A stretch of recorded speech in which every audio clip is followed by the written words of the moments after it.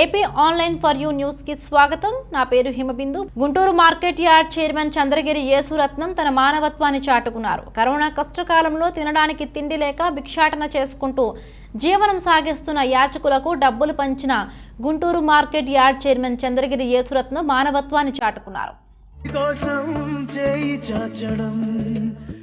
కడుపు కాలి కాలి ఇక్కడ బూడిదవుతున్నా మనిషి అన్నవాడికి మనసే లేకపోయేనన్నా ఉన్నవాడే కొంచెం ఇస్తే లేనివాడే ఉండడే కళ్ళు తెరిచి చూడు దేవుడా అందరూ నీ పిల్లలే.